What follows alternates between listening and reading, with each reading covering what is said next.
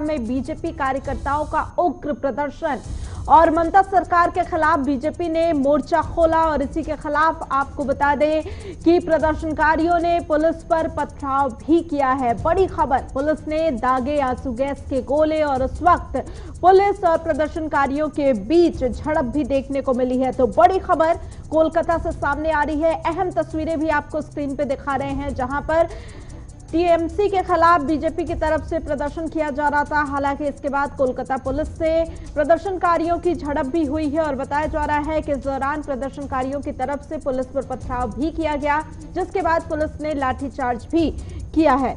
तो बड़ी खबर इस समय सामने आ रही है कोलकाता से, जहां पर आंसू गैस के गोले प्रदर्शनकारियों पर छोड़े गए हैं। दो तस्वीरें इस समय आपको स्क्रीन पे दिखा रहे हैं। पहली तस्वीरें जिसमें प्रदर्शनकारियों का बवाल देखने को मिल रहा है, पुलिस लगातार उन्हें कंट्रोल करने की कोशिश कर रही है। और दूसरी तस्वीर कि किस तरीके से पानी की बौछार करके लगातार प्रदर्शनकारियों को तितर बितर करने की कोशिश पुलिस की तरफ से की जा रही है।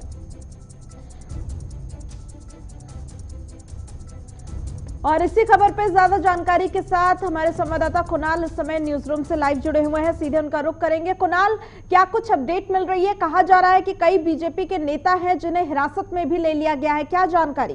देखिए, अगर बीजेपी नेताओं की अगर बात की जाए जिनको हिरासत में लिया गया, उसमें शुभेंदु अधिकारी का नाम है, उसमें लॉकेट चैटर्जी का उसमें नाम है, उसमें बीजेपी के जो पश्चिम बंगाल के सबसे बड़े नेता हैं दिलीप घोष, उनका भी नाम शामिल है।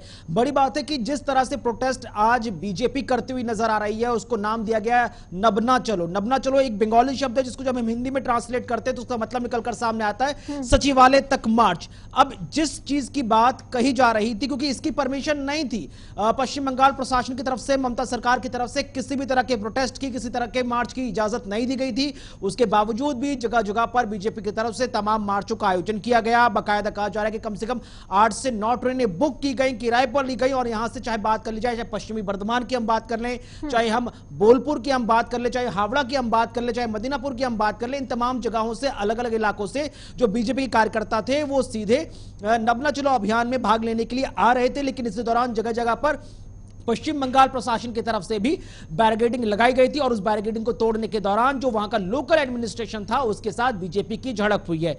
अब बीजेपी लगातार कहती हुई नजर आ रही है कि पश्चिम बंगाल की जो जनता है वो ममता सरकार की भ्रष्ट नीतियों से अलोकतांत्रिक जो नीतियां हैं उनसे परेशान है और यही वजह है कि वो इसके खिलाफ मार्च कर रहे हैं। जबकि दूसरी तरफ टीएमसी का यह आरोप लग रहा है कि भाई प्रदेश में ऐसा कुछ भी नहीं है, लॉ एंड ऑर्डर एकदम मजबूत है, शांति से काम हो रहा है।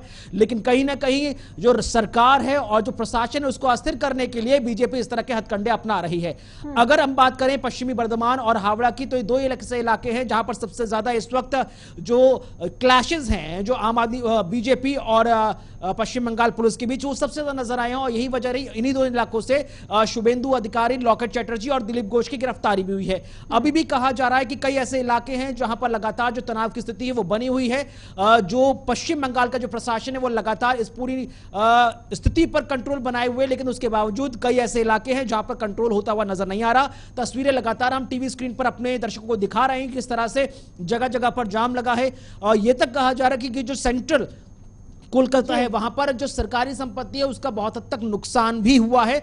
और ममता सरकार की तरफ से यह स्पष्ट कर दिया गया है कि जो जो इस प्रोटेस्ट में सामने आएंगे, जो जिनके चेहरे रिकॉर्ड किए जाएंगे, उन सब से सरकारी संपत्ति के नुकसान को लेकर जो